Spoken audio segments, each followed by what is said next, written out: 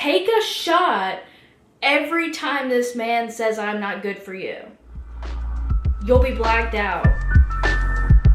Hi friends, we have sweet girl here. Okay, so I did start First Time Caller on Sunday. I read around 50-ish pages, and then I didn't read Monday, and then yesterday I kind of went hard. I did have some reading time at work and before my workout class, and then I also read when I got home before bed. So I read around like 180-ish pages, which leads me to chapter 23, page 285.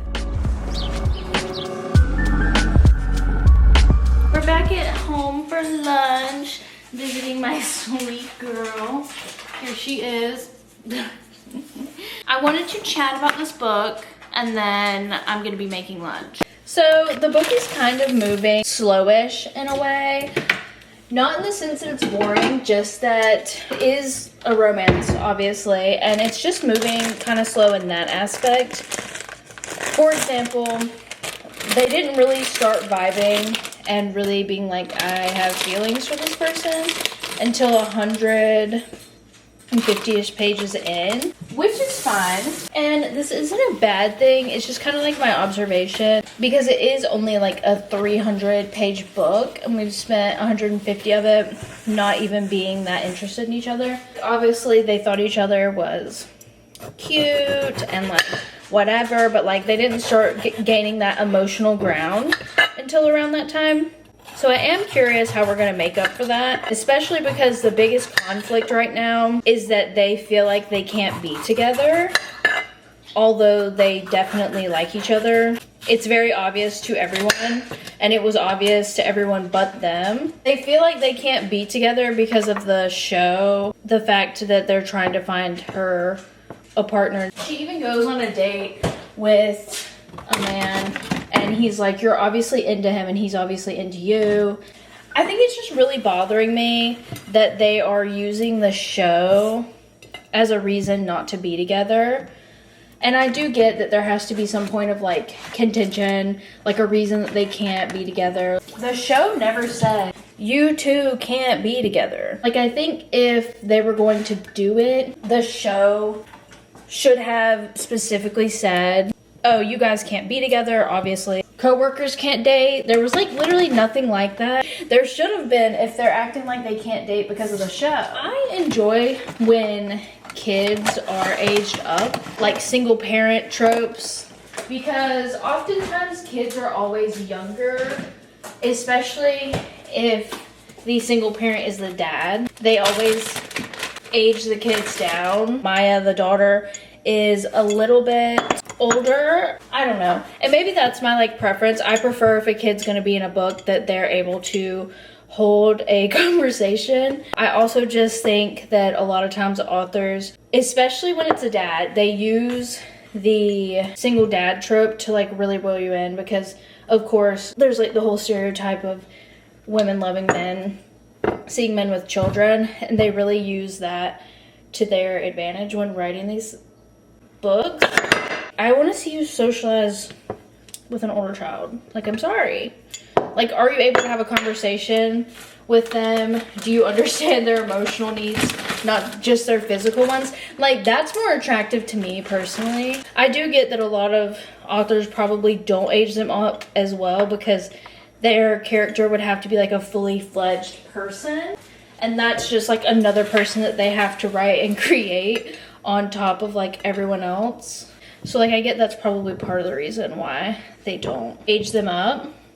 Getting the greens in. Okay, I just finished lunch and I'm about to head back to work, but I literally just got like one of my Libby holds. It's insane how long something can be on hold with Libby. Like, it can be on hold for years and then you finally get it.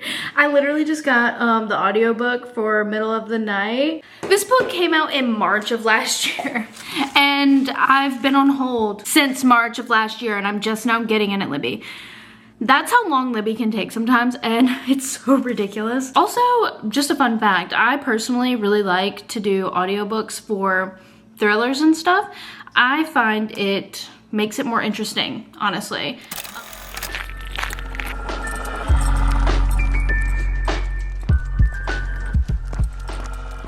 Good morning. It is Thursday. I'm loving my cutie shirt today. See, I feel like I match the sky today. Me and the sky are one and the same. We're wearing the same outfit today. Who's gonna change? Friday, I'm going to pick up some pottery that me and my friends did for my birthday. I'm really excited to see how they turned out. We did the speckled paint, so you couldn't really tell what it looked like yet. So I'm really excited to see how it did. Even if she's ugly, I'm gonna display her proudly. My goal was like a fruit bowl because I was like, that would be cute, something to display the fruit in, you know, whenever we're having a summer snack. Other than that, like, I'm just gonna try to read. I'm getting like really frustrated because I feel like the characters are just keeping themselves from being happy, and I just don't respect that.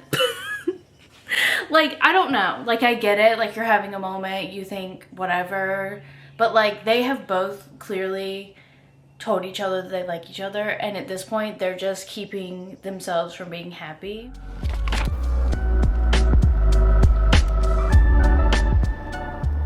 On 291, we're talking about let's just have fun. Let's just have fun. What are you talking about, girl? We've been flirting and saying that we have a crush on each other this whole time, and now we're just gonna have fun? No. It's too late in the game for that. The book is like almost over. We can't be having fun. We can't be having fun. We need to be in love. That's our pottery. I'm so excited. I already saw a sneak peek in the store. Let's do a little pottery unboxing, if you will. Oh my gosh. My friends are literally so talented, and I'm just not. How cute is this? Like, she did such a good job. Such a good job. Absolutely beautiful. Absolutely beautiful. Like, she slayed. She slayed it. My artistry skills is not up to par with theirs, but I do think she's fun either way. The speckles did not really come out in my bowl. I feel like her speckles did really good. Or can you even see them on camera? You can see them there.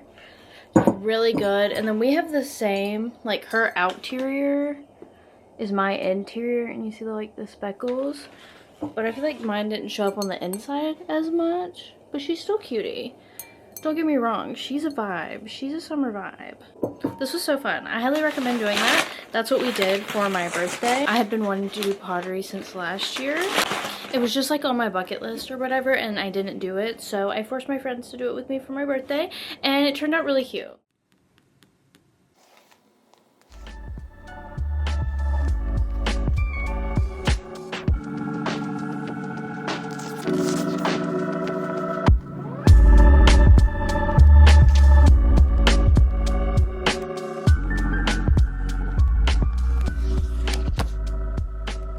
I just finished First Time Caller, and I am a little disappointed, honestly. This book had so much promise.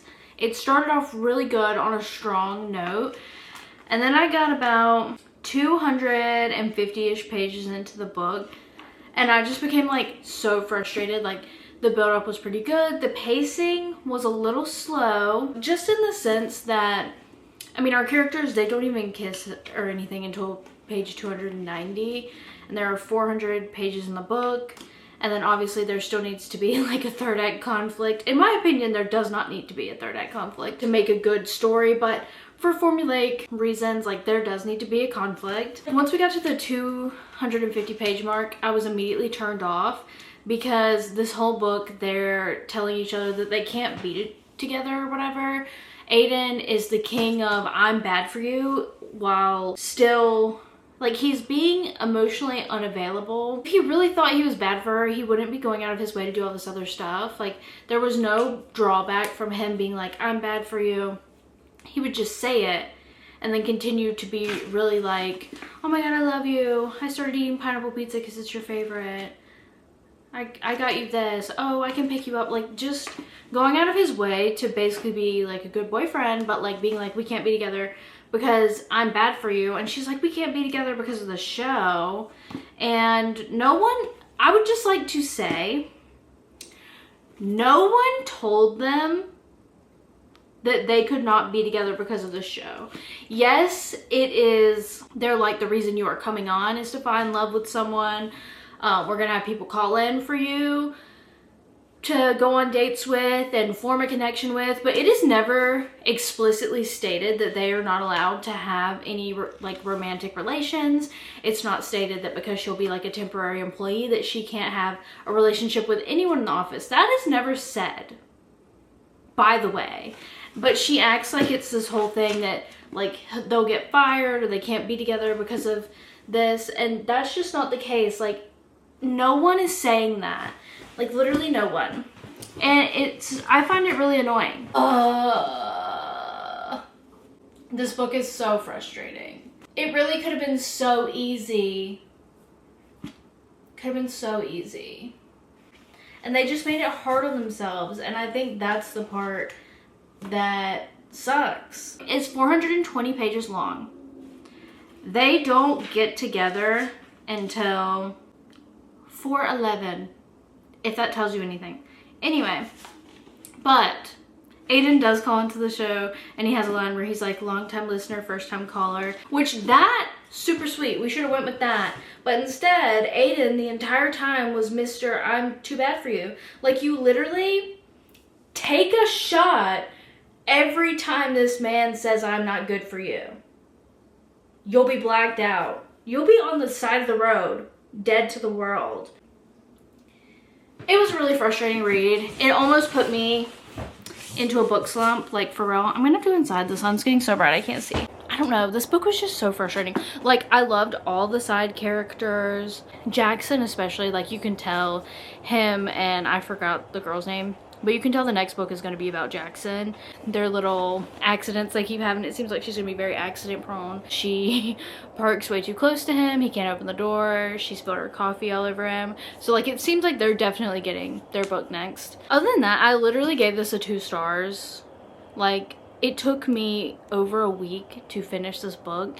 And if that happens, I know I'm just not enjoying myself. And that's fine. Like, that's fine. Like, it's genuinely okay. And if you have read this book, I would like to know your thoughts on it. And if you enjoyed the pacing and the stubbornness, I guess you could say, that these characters have. They literally, I don't like self-sabotage, and I don't like when it's clear that they just are not gonna let themselves be happy for no reason. Honestly, Aiden kind of gave me the ick. He totally, like, babied up when this guy calls in, and he had sent her flowers, and this was after they had started a semi-relationship, and he kind of babied up, and he was like, okay, go be with him. He's better for you than me. Like, I'm no good for you. And that's the reason that they broke up. And I'm like, really? Like, I don't know. I was just like, that's unattractive. I don't find that attractive. Also, as a grown man, why at our big ages has a kid, is like 30, why are you giving hickeys in public places? Like, not public places, literally on the neck. Like, if you're gonna do it in more discreet locations. You know, at your big age, I just find that's ick-worthy. Like, that's so gross. I'd be like, ew, get off me. Like, stop. I think this story was 100 pages too long. I think that we really dragged out the whole, will they, won't they, I can't be with you, I can't be with you, yes you can, no we can't do it. They dragged that out way too long. Way too long. And it made it not fun, and it almost put me into a reading slump. We're done. I can't talk about this anymore. I gave this 2 stars.